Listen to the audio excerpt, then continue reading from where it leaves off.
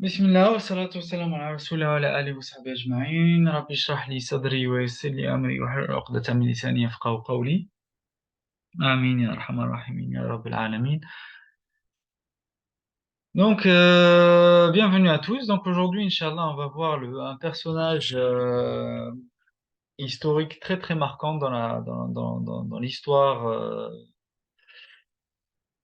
dans l'histoire de l'islam, de la civilisation musulmane de manière générale, parce que son impact aura encore des conséquences vibrantes jusqu'à aujourd'hui, ne serait-ce que dans voilà, entre guillemets, la séparation qui aura lieu entre le chiisme et le sunnisme, entre guillemets. Au-delà de ça, enfin, on va pas s'attarder sur la dimension politique de la chose, mais vraiment vraiment sur le personnage en lui-même. D'accord? Et comme j'ai dit dans mon message, et comme on le verra, il s'agit de Zainab bint Ali, donc la petite fille du prophète sallallahu alayhi wa sallam, la fille de Fatima et Ali, alayhim salam wa jami'an. Et c'est un personnage marquant parce que pour moi, sa naissance en elle-même est très symbolique. D'accord? On a eu l'occasion, alhamdoulilah, de voir Surat al-Fath ensemble, donc la floraison des cœurs. Et sa naissance va vraiment être entre deux événements majeurs. C'est pour ça que généralement dans les livres de Sira, les livres de l'étude de la vie du prophète sallallahu alayhi wa sallam, cet événement, il est à peine cité entre ces deux événements majeurs, si ce n'est, il est même des fois même pas cité en fait. D'accord? Ben, effectivement, dans l'histoire même, entre guillemets, des événements de l'Arabie, c'est des événements majeurs. Le pacte de Hudaybiyah, qui précède Surat al-Fath, l'événement de Khaybar, etc. Et entre les deux, ben, il y a cette naissance-là. D'accord? Et finalement, les livres d'histoire vont s'attarder sur sur ces deux événements et sur Zainab, voilà, quelques lignes et encore. Mais subhanallah, cette naissance-là, pour moi, est très forte, en tout cas, vraiment, qu'elle ait lieu à cet instant-là, enfin, à ce moment-là, parce que c'est même la pédagogie, entre guillemets, bon, entre guillemets, si on peut se permettre le terme pédagogie, coranique, en fait, de comprendre, en fait, que la naissance dans le Coran, en tout cas, les naissances qui sont citées dans le Coran sont vraiment accompagnées généralement de la naissance d'un début de cycle et d'une fin de cycle. D'accord? Vous regardez vraiment toutes les naissances, que ce soit celle du prophète Ishaq, celle du prophète Ismaïl, celle du prophète Moussa alayhi salam, celle du prophète Isa alayhi salam. Vraiment, c'est des naissances, effectivement, qui vont leur naissance en elle-même, elle va être liée à un événement d'un fin de cycle ou un début de cycle. Vraiment de manière très directe, en fait. D'accord? Et on comprend, en fait, à travers ça que le moment des naissances ne sont pas des moments anodins, en tout cas, vraiment pour les personnages qui vont marquer l'histoire, leur moment même de naissance ne sont pas des moments anodins, d'accord? Et on en a plein, en fait, vraiment, même dans l'histoire. On peut notamment en citer, enfin, mais pas que, mais il y a plein de dates comme ça. À titre d'exemple, l'année où la ville de Bagdad sera ravagée par les Mongols, d'accord, 1258, bah, sera l'année même de la naissance de Othman, le fils d'Ertugrul, donc du coup le père des Ottomans, de Osman Lee, d'accord, Othman. D'accord, donc vraiment l'année où Bagdad sera saccagée, bah, ça sera la même année où Othman, le fils d'Ertugrul, naîtra en fait. D'accord? Et on a vraiment dans l'histoire plein d'exemples comme ça. Voilà, comme j'ai dit, ne serait-ce que dans cette pédagogie du Coran que Dieu nous fait méditer, mais également à travers la civilisation musulmane. Et du coup, Zainab bint Ali, voilà, après cet événement de Hudaybiyah qui va donner Surat al-Fath, et Surat al-Fath qui finit effectivement par une analogie, en fait, et un symbolisme très très fort et très, très parlant. D'accord? Il commence par donner l'analogie dans la Torah, et ensuite dans l'Évangile, d'accord? Donc c'est une analogie d'une semence qui pousse, et lorsqu'elle se renforce, elle s'épaissit, elle se tient en équilibre sur sa tige, elle émerveille les semeurs, tandis qu'elle exaspère les dénégateurs.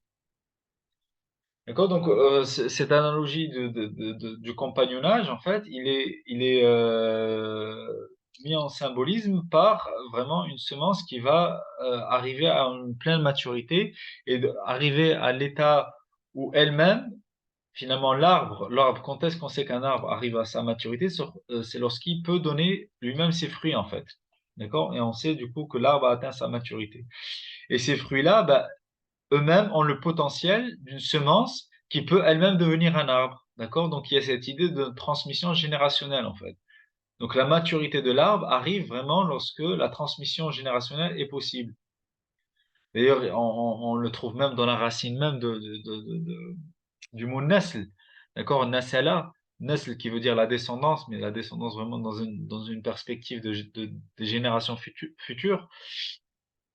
La nasala, cette racine-là, nasala, à cette idée-là, en fait. C'est arriver à transmettre arriver à la transmission générationnelle une fois qu'on a nous-mêmes atteint une maturité, en fait. Et c'est cette analogie-là qui se trouve du coup à la fin de Surat al-Fath. Donc on part de la semence qui pousse jusqu'à devenir un arbre vraiment parfaitement en équilibre. Et du coup, bah, lui-même, en fait, peut transmettre aux générations futures son potentiel de vie. D'accord? Et effectivement, bah, la première naissance dans la maison du prophète sallallahu alayhi wa sallam qui arrive, juste après cette sourate-là, bah, c'est la naissance de Zainab bint Ali. D'accord? Donc, enfin, moi, ce que je propose, effectivement, c'est de méditer, en fait, finalement. Pas que Zainab bint Ali soit, entre guillemets, l'explication, la seule explication de cette ayah-là, mais en tout cas, elle en est le premier épiphénomène. Enfin, c'est une proposition, en tout cas, voilà, qui peut être discuter, mais c'est une proposition que, effectivement, que Zainab bint Ali va être vraiment cette personne-là qui va être le premier épiphénomène qui explique, qui va concrétiser cette ayah-là, en fait. Et d'ailleurs, on le voit, hein, enfin, parce que enfin, moi j'avance un peu enfin, dans l'histoire, mais en fait, pourquoi son rôle, comme j'ai dit, va être majeur dans l'histoire de la civilisation musulmane de manière générale et même dans l'histoire du monde de manière générale, c'est parce que elle va être présente à la bataille de Karbala, d'accord? Elle va être présente à la bataille de Karbala et c'est elle qui va sauver la vie au seul descendant de Hussein, alayhi salamullah, qui est Ali Zainul Abidin. Mais également, c'est Zainab également qui va transmettre en fait au monde ce qui s'est passé à Karbala en fait. D'accord? C'est par elle qu'on a vraiment tous les récits de la tragédie de Karbala. Bon, là, on est plutôt sur une fin de cycle, mais son début de cycle, c'est vraiment elle, du coup, qui va sauver la vie comme j'ai dit, à la seule descendance de Hussein, qui va être par le biais de l'imam Zainul Abidin. D'accord? Donc, on est vraiment dans cet écho-là, en fait, de la naissance coranique qui est la naissance des prophètes dans le Coran, qui sont accompagnés, comme j'ai dit auparavant, d'un début de cycle et d'une fin de cycle. Mais voilà, comme j'ai dit, ce qui m'intéresse ici, c'est pas tant l'aspect politique, ni vraiment même l'impact historique, même s'il est très important, mais c'est vraiment finalement de comprendre qui est le personnage pour que nous-mêmes, on puisse avoir un modèle, en fait, pour l'éducation de nos filles, pour l'éducation de nos foyers, de nos maisons. Et c'est vraiment l'aspect humain qu'on va essayer, enfin en tout cas que je vais essayer de transmettre lors de ce cours. D'accord? Donc Zainab bint Ali bah, va être vraiment nourrie en douceur dès sa jeunesse. D'ailleurs, elle jouait sur le dos du prophète sallallahu alayhi wa sallam lorsqu'il était en prière, lorsqu'il était en prosternation, et le prophète sallallahu alayhi wa sallam restait en fait en prosternation tant qu'elle était sur son dos. Lorsque Fatima, du coup, alayhi salamullah, alayhi salam, on a demandé bah, pourquoi il est resté aussi longtemps en prosternation, parce qu'il disait, bah, parce qu'elle était avec aussi le Hassan et le Hussein, il disait, bah, tant qu'il s'amusait et jouait, bah, je l'ai laissé s'amuser et jouer. D'accord? Donc elle était nourrie par cette douceur du prophète sallallahu alayhi wa sallam dès son jeune âge, mais aussi elle était nourrie de douceur dans un foyer où l'amour règne. Et ça, subhanallah, vraiment quelque chose d'extrêmement important. Voilà, je dis pas que j'applique ça, mais en tout cas, j'en vois les conséquences, en tout cas, c'est qu'un foyer, en fait, où, subhanallah, là où, là où l'ambiance du foyer va régner quelque chose, bah, ça va vraiment impacter la personnalité des individus. Et malheureusement, aujourd'hui, on est vraiment dans des situations où on a des personnalités qui ont plein de suspicions en eux, en fait. On est plein de suspicions. Bon, on traduit ça parce que, soi-disant, on est musulman, on traduit ça par des wasawis, les waswas à gauche, waswas à gauche. Même si le waswas, effectivement, est une réalité. Mais d'où ça vient, en fait? Le fait qu'on soit avec autant de suspicions, en fait, envers les uns envers les autres, etc. C'est parce que on a été nourri de ça, en fait. Vraiment, les foyers ont été nourris de ça. Ben, du coup, même si, entre guillemets, on est aujourd'hui des gens qui font la prière, qui ont un aspect religieux, mais subhanallah, on a des personnalités complètement déphasées, en fait. On est plein de suspicions, on est plein de... Et nos foyers sont complètement déstabilisés, sont complètement ben, juste par en fait la femme qui n'a pas confiance en son mari, le mari qui n'a pas confiance en sa femme, et ça nourrit en fait. On peut pas faire régner en fait un foyer où règne l'amour, où règne la tranquillité, où règne la sérénité, si la suspicion est vraiment quelque chose qui fait partie de notre personnalité. D'accord? L'idée, ce n'est pas de ne jamais avoir de suspicion, ce n'est pas possible, mais que ça ne devient pas ton trait de caractère, en fait. Ça ne devient pas ton trait de personnalité. Parce que sinon, c'est pas possible, en fait, de vivre comme ça. Vraiment, constamment avoir une suspicion, ben forcément, en fait, quand est-ce qu'on peut faire émerger quelque chose? Donc voilà, là, on essaie de partager, en fait, voilà, l'idée d'un foyer serein qui va vraiment faire sortir une personnalité qui, même lorsqu'elle va connaître un désastre majeur qui est comme celui de Karbala, bah, elle va quand même rester debout, elle va quand même avoir assez de force pour vraiment faire ce qu'elle va faire. Pourquoi? Parce qu'effectivement, dès son jeune âge, elle va être nourrie en douceur par déjà le prophète sallallahu alayhi wa sallam comme on a vu, mais également par l'amour dans le foyer. Et on a vraiment ces poésies de l'imam Ali qui, où il parle de son épouse, donc Fatima bint Nabi, donc Fatima, la fille du prophète sallallahu alayhi wa sallam. Donc il dit وبنت محمد سكني وعرسي مشوب لحمها بدمي ولحمي. Donc il dit et la fille de Mohammed sallallahu alayhi wa sallam et ma sérénité et le centre de mon foyer, le centre de mon mariage, le centre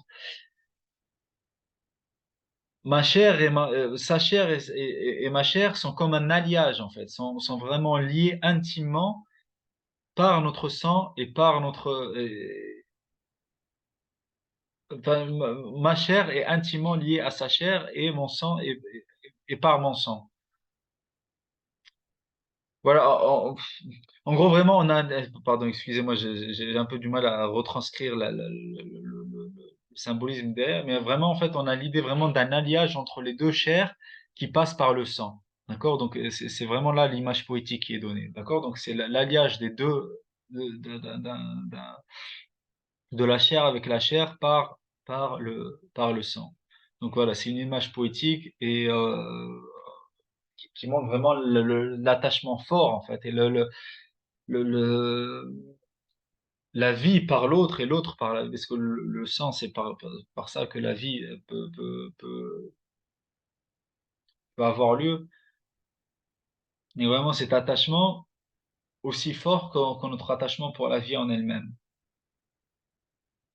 Et dans d'autres vers, il dit également, il dit حظيت حظيت يا عود الأراك بثغرها أما خفت يا عود الأراك أراك أو يعود الأراك أراك لو كنت من أهل القتال قتلتك وما فاز مني يا سواك سواك. Donc là, voilà, dans un esprit aussi un peu détendu, un peu de familiarité. Donc, il voyait que Fatima, elle entre guillemets, voilà, se frottait les dents avec le siwak, bon, ce qu'on appelle le siwak. Et l'autre nom du siwak, c'est Al-Arak. D'accord? Donc, et donc il s'adresse au siwak, il dit que toi, le siwak, tu as gagné sa bouche. Est-ce que tu n'as pas eu peur au bâton de siwak que je te vois? Et si tu étais, donc il parle au siwak toujours, il dit, si tu étais parmi ceux qui combattent, alors je t'aurais combattu. Et personne en dehors de toi, au siwak, ne m'a gagné en dehors de toi et siwak. Voilà un exemple également pour montrer en fait voilà la légèreté également du foyer. Et ça aussi c'est très important en fait d'avoir un foyer où la légèreté, la bonne humeur règne en fait vraiment. Et là aussi bon je voudrais faire une parenthèse aussi. Vraiment peut-être que la parenthèse servira. C'est que vraiment, nous, comment on a été, entre guillemets, éduqués, en fait, on réfléchit en termes de droits. D'accord? Donc, moi, j'ai des droits, toi, tu as des droits, et l'un et l'autre, il a des droits, et puis, quand le droit ne va pas, bon, ben, on va se battre les uns les autres par le droit. Mais en fait, c'est pas ça un foyer, vraiment, c'est pas ça. Dans le foyer, oublie toi tes droits. Oublie le concept de justice dans ton foyer. En fait, l'épouse, elle doit être là pour soutenir le mari et le mari doit être là pour soutenir l'épouse. Si l'un, en fait, il vit, voilà, une situation un peu particulière, ben l'autre, il doit pas se dire, ben non, ben toi tu vis ta situation, ben, c'est mon droit, alors ben moi aussi je vis ma situation. Mais non, mais c'est pas du tout, c'est même pas humain, en fait, de réfléchir comme ça. Non, si l'autre il vit une situation, bah, le rôle de l'autre en fait est de le soutenir, d'aller vers lui en fait. C'est pas grave, voilà, il est là, il est présent. Mais si on répond en fait parce que l'autre, je sais pas ce qu'il vit, bah, du coup, bah, nous aussi on va se mettre dans notre coin. Mais comment on peut maintenir un foyer en fait? Mais parce qu'on a été vraiment programmé et dès notre enfance, en fait, à réfléchir comme ça, en fait. C'est que, ben, d'accord, ben non, moi j'ai mes droits, et dès qu'on respecte pas mes droits, du coup, ben, moi je vais faire valoir mes droits. Et vraiment, ça a pourri, en fait, vraiment, ça a pourri notre perception, ça a pourri même notre cheminement, en fait. Vraiment, parce que on ne part pas vers Dieu avec un système judiciaire, on ne part pas vers Dieu avec des droits à réclamer. Non, on part on part vers Dieu, et quand je dis vraiment on part vers Dieu, là où on part vraiment vers Dieu, c'est vraiment dans nos foyers, en fait. Et ça va vraiment dans le don de nous-mêmes, en fait. Vraiment le don de nous-mêmes, et c'est pas grave. L'autre, il vit sa situation, ben, j'essaye d'aller vers lui en fait. Je ne reste pas dans mon coin parce que c'est mon droit, parce que lui de toute façon il respecte pas mon droit, ben moi du coup ben moi aussi je vais faire valoir mon droit. Vraiment subhanallah, parce que je vois là il y a beaucoup de trucs là, développement personnel, développement marital, développement des formations à gauche à droite, mais en fait c'est des développements de l'humain en fait qu'on doit développer avant de parler de développer ce qui va pas dans nos foyers. On n'est même plus nous des êtres humains en fait, on est programmés pour être des ordinateurs. C'est pour ça que les foyers ils sont complètement déphasés en fait. Parce que nous-mêmes, on n'est plus des êtres humains, on est des ordinateurs qui réfléchissent de manière binaire, en fait. Donc vraiment, c'est revenir à notre humanité, en fait, vraiment.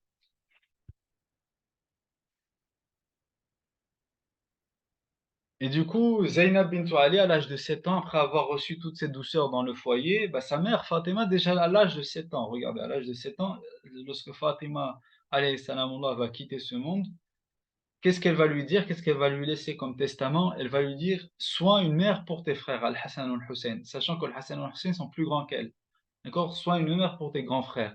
Et la deuxième chose, regardez, à l'âge de 7 ans, regardez aussi l'intention avec laquelle enfin, on ramène des enfants dans ce monde. Elle lui dit, sois une mère pour la Oumma de ton grand-père. Soit à l'âge de 7 ans, imaginez, nous aujourd'hui, un enfant à l'âge de 7 ans, qu'est-ce qu'on peut lui laisser comme responsabilité? parce qu'on en fait des consommateurs et de futurs consommateurs et on est des futurs, déjà des enfants rois à l'âge de 7 ans et aucun sens de responsabilité réelle. Subhanallah, lui laisse la responsabilité de la Ummah de son grand-père. Et c'est pas quelque chose que Zainab, vous allez voir, c'est pas quelque chose qu'elle va le prendre à la légère, elle va le garder ce testament toute sa vie en fait. Ça va vraiment être ce qui va guider toute sa vie, c'est ces deux paroles de sa mère en fait. Et à l'âge de 11 ans, écoutez bien, à l'âge de 11 ans, elle va avoir la, la, la, la, le titre de Hashim. D'accord? Hashim, donc Hashim, si, voilà, pour ceux qui connaissent un peu la sira du prophète sallallahu alayhi wa sallam, c'est un des ancêtres du prophète alayhi salatu wa sallam, qui a été nommé Hashim. En fait, son vrai nom n'était pas Hashim. Et pourquoi on l'a nommé Hashim? C'est pour sa générosité, en fait. Il était tellement généreux envers les pèlerins qu'il comment dire ça, il pétrissait le pain, d'accord? Et du coup, cet acte de pétrir lui a tellement il pétrissait le pain on lui a octroyé le titre de Hashim, d'accord? Et d'ailleurs, enfin, juste une parenthèse également aussi, bah, Hashim, rahimahullah, parce que voilà, on est de l'école qui dit que enfin, les ancêtres du prophète sallallahu alayhi wa sallam étaient des gens des hommes de Dieu, bah, est enterré dans la ville de Raza. D'accord? Dans la ville de Raza, et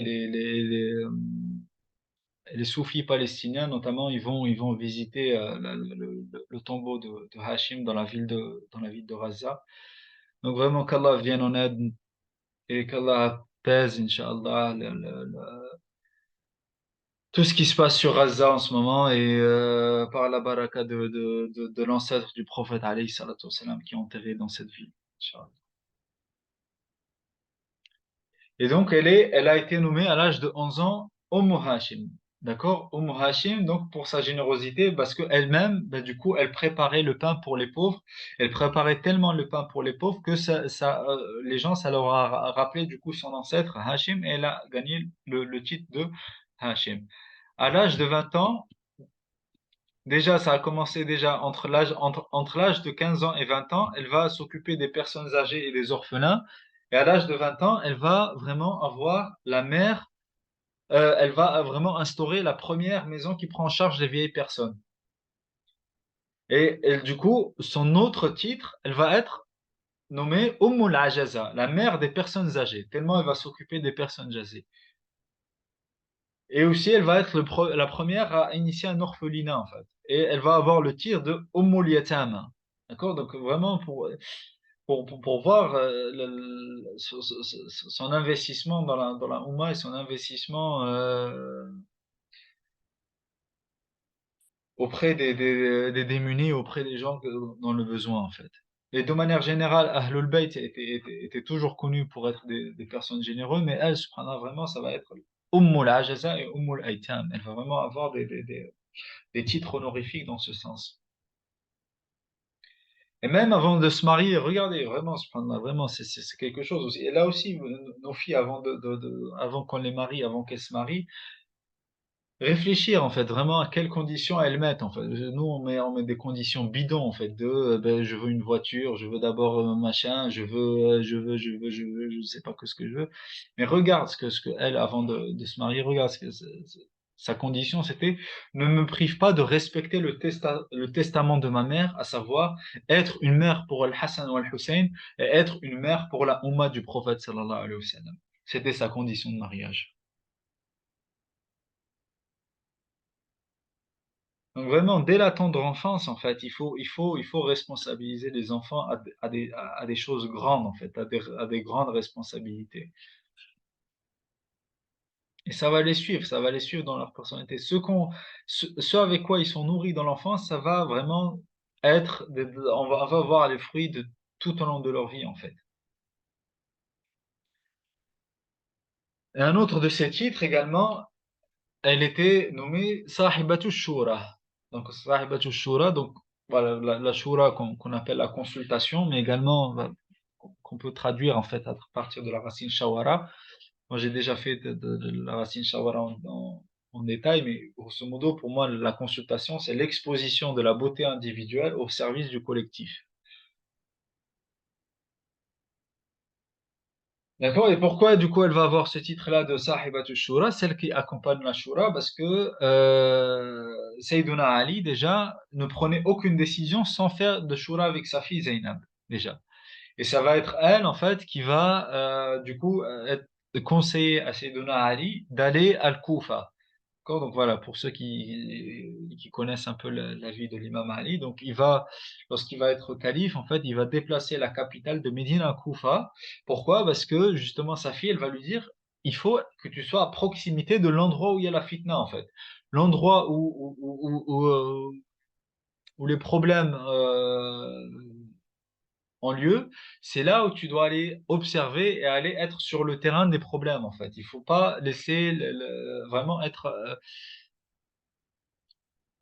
c'est pas gouverner, mais à distance, d'accord? Vraiment, le gouverneur, il doit toujours aller là où là où le besoin se fait sentir, là où effectivement on a des problèmes à régler sur le terrain, en fait. Et même ça, enfin, et même ça, on l'apprenait même en cours, hein, lorsqu'on on parlait en industrie, en fait. Si vraiment, au-delà d'une prise de décision par des logiciels, par des statistiques, par des choses comme ça.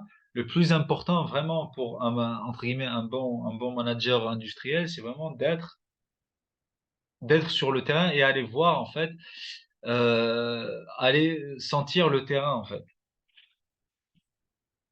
D'accord? Et ça vient notamment de la entre guillemets de la philosophie japonaise en fait, qui est très pragmatique en elle-même et du coup qu'on a importé sous le nom de voilà, enfin, juste je donne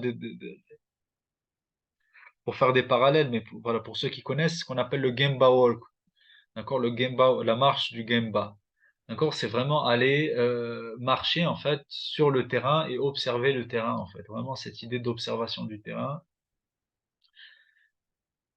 pour comprendre là où il y a le dysfonctionnement. C'est en marchant sur le terrain en entier et en l'observant.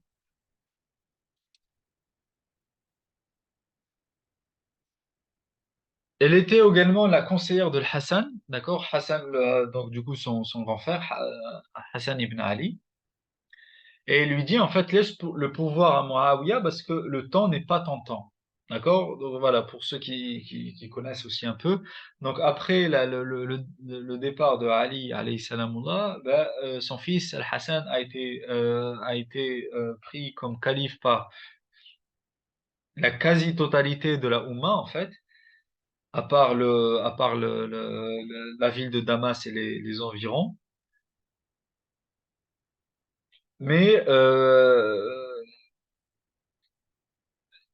ça allait vraiment engendrer en fait une guerre civile, etc. Et le Hassan, il voulait vraiment éviter à tout prix en fait l'effusion de sang. Et du coup, bah, sa sœur Zainab va lui conseiller, il va lui dire en fait, il faut que tu laisses le pouvoir à Muawiyah parce qu'effectivement, il faut, il faut éviter l'effusion de sang. Et de toute façon, le temps n'est pas de ton temps. Enfin, n'est pas le, le- le- ta fonction en fait de vie est dans l'éducation. Elle n'est pas dans le fait de gouverner. Il faut vraiment maintenir l'éducation des cœurs. Il faut maintenir l'héritage du prophète sallallahu alayhi wa sallam, parce que justement les cœurs sont en train de s'endurcir avec toutes ces guerres civiles, avec toutes ces fitnas de l'intérieur. Les gens sont en train de perdre le fil en fait, sont en train de perdre vraiment l'essence du message prophétique. D'accord? Elle lui disait le temps n'est pas de ton temps, mais vraiment, il faut que tu sois un enseignant, il faut que vraiment on reprenne le travail du prophète sallallahu alayhi wa sallam vraiment sur les cœurs et dès le début, en fait, vraiment être dans ce travail éducatif.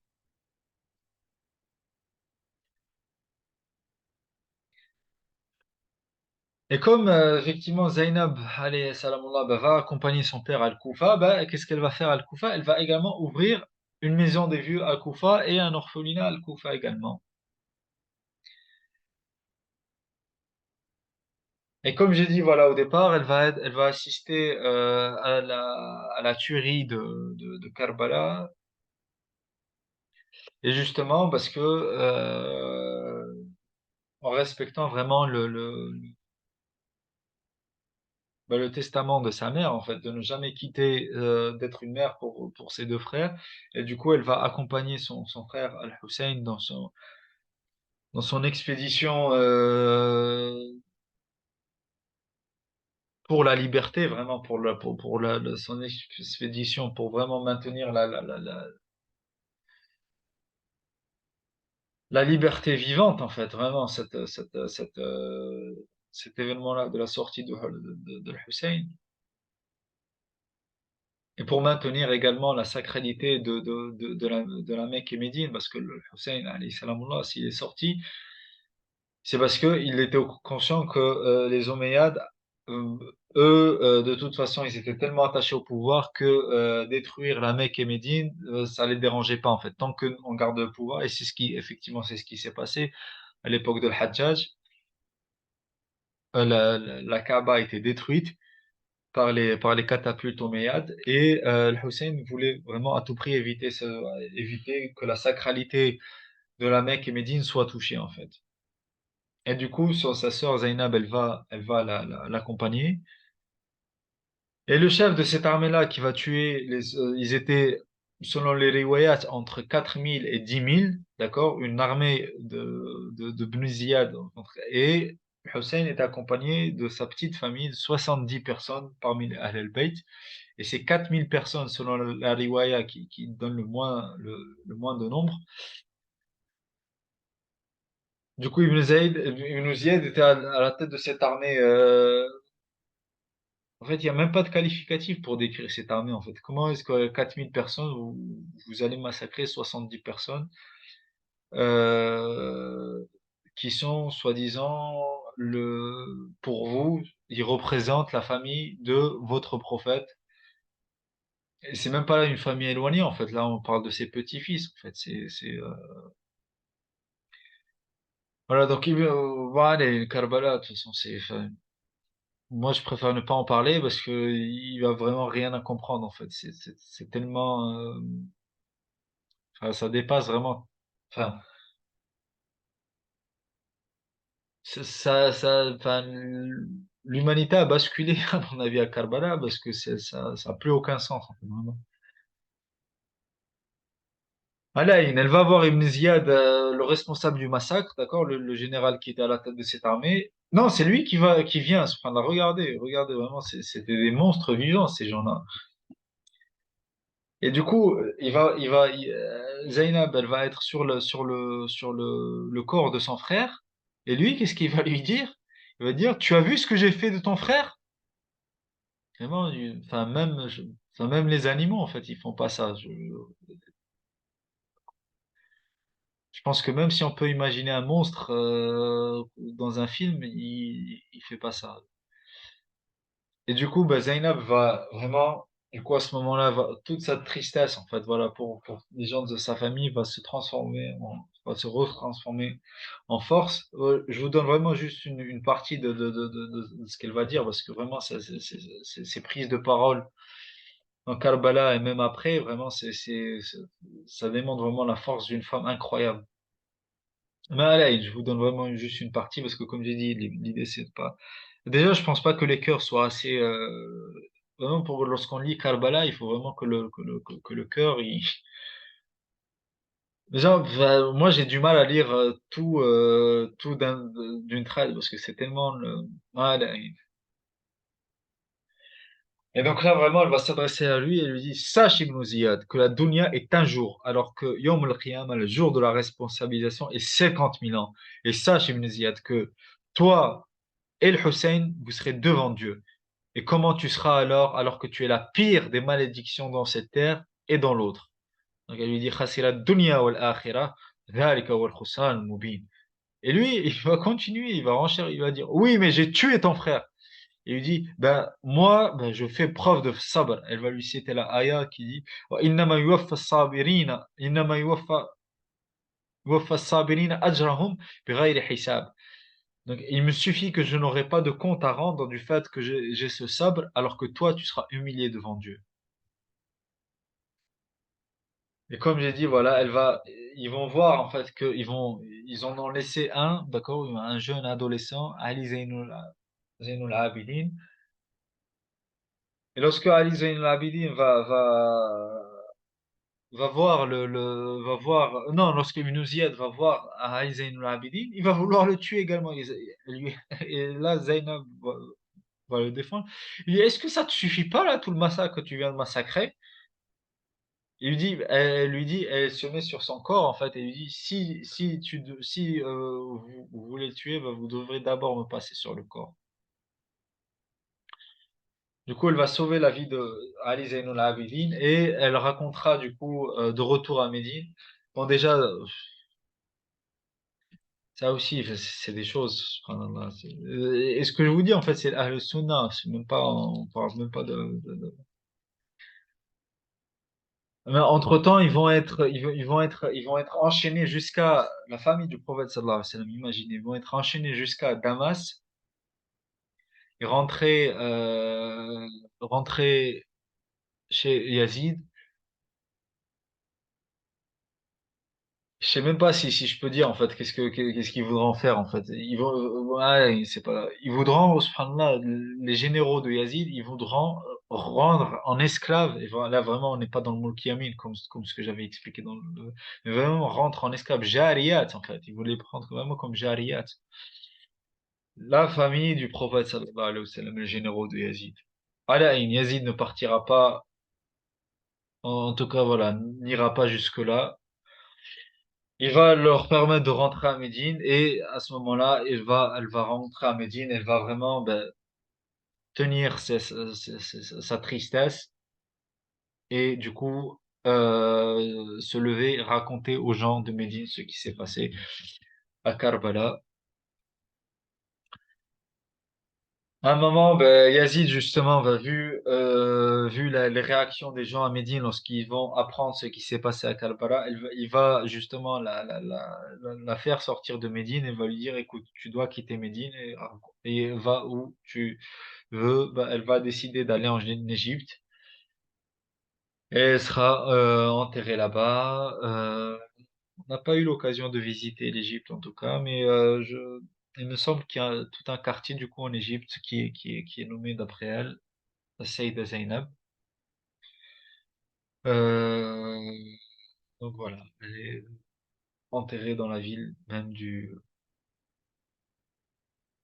Caire, il me semble. C'est pour ça que le quartier de Saïda Zainab porte son nom. Enfin, c'est un quartier très connu du Caire en tout cas, là, le quartier de Saïda Zainab.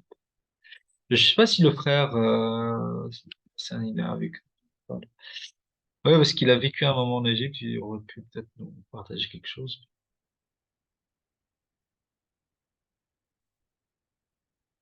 Voilà, bah, barakallahu fikum, en tout cas. Conclusion vraiment du cours. Enfin, il y a beaucoup de choses, mais vraiment en tant que modèle féminin pour nos filles. Bah, nourrir nos enfants de douceur et en même temps, bah, comme ce qu'on a expliqué pendant comme ce qu'on expliquait, voilà, lors de notre partage sur l'éloge du prophète dans le Coran, sallallahu alayhi wa sallam. Mais comme ce qu'on explique à multiples reprises, c'est qu'effectivement, il y a deux aspects, en fait, vraiment l'amour et la douceur et la responsabilité. Et c'est par justement cette douceur, lorsqu'on est nourri par cette douceur, cet amour, qu'on on a une génération qui peut être responsable. Mais il ne faut pas aller ni dans un extrême ni dans l'autre, en fait. Ni priver nos enfants d'amour et de douceur, ni en faire des enfants rois. Et malheureusement, subhanallah, on est soit, enfin, on vit dans des temps où vraiment le foyer, c'est un des deux extrêmes. Et qu'Allah nous protège, nous protège, et nous protège tous, Inch'Allah, bismillah, de ces extrêmes et de ce manque vraiment de cohérence, de ce manque d'équilibre, qu'Allah vous accorde le meilleur, Inch'Allah.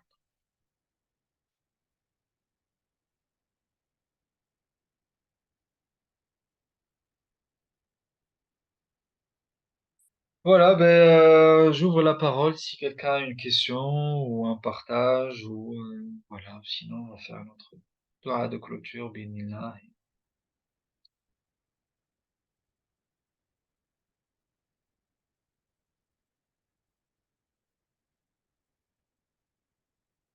Voilà, alhamdoulilah. Ben, merci en tout cas pour votre présence et à bientôt, Inch'Allah. ربنا لا تزغ قلوبنا بعد إذ هديتنا وهب لنا من لدنك رحمة إنك أنت الوهاب سبحان ربك رب العزة عما يصفون وسلام على المرسلين والحمد لله رب العالمين. عليه بارك السلام الله فيك. عليكم. جزاك الله prochaine خير. إن شاء الله. الله يتقبل. وعليكم السلام ورحمة الله وبركاته.